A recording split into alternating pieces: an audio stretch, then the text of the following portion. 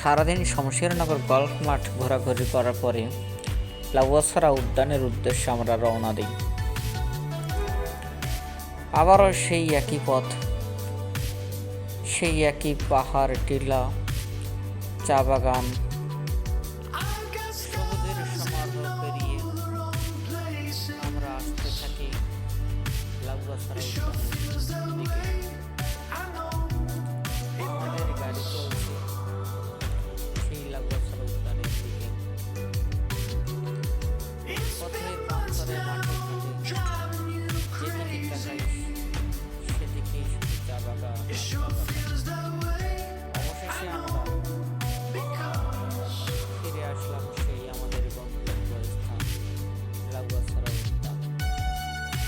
এখানে পিক নিলাম।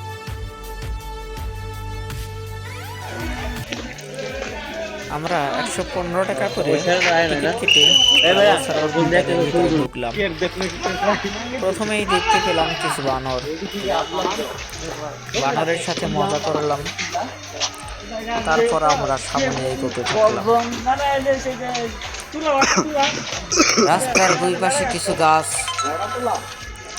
দেওয়া গাছ, সুন্দরী গাছ, আরো নানান ধরনের গাছ।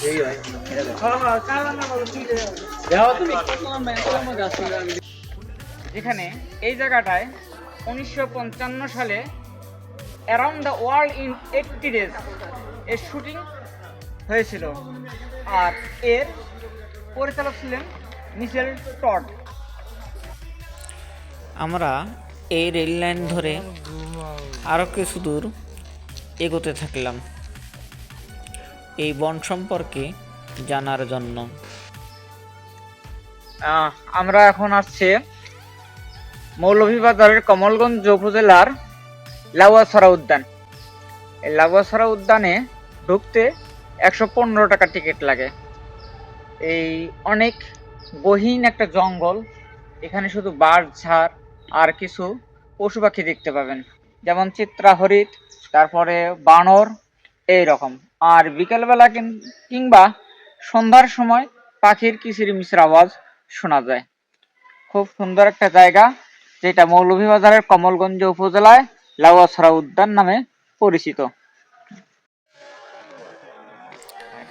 এরপর আমরা আরো কিছু দূর এগোতে থাকি।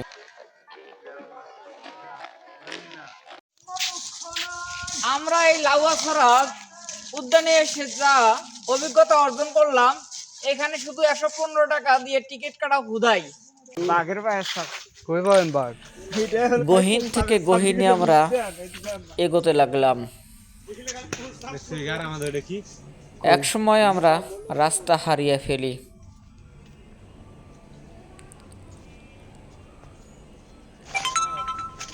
কিন্তু আমরা রাস্তা পরবর্তীতে ঠিকই বের করি।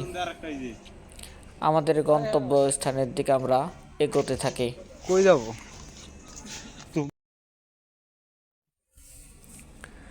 সারাটা বিকেল লাউয়াছড়া উদ্যানে আমরা ঘুরলাম ফিরলাম। এরপর আমরা চলে গেলাম আদিবাসীদের গ্রামে।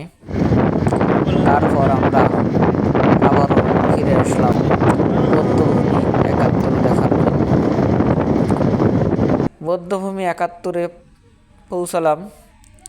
এখানে কিছু ছবি উঠলাম। পুরোটা বিকাল বৌদ্ধভূমি 71-এ আমরা কাটালাম। তারপর এই ছবিগুলো আমাদের বৌদ্ধভূমি 71-এর স্মৃতি রূপে রেখে দিলাম। সন্ধ্যার ট্রেনে আবার আমরা ঢাকায় ফিরে আসলাম। বিদায় শ্রীমঙ্গল, বিদায় শ্রীমঙ্গল।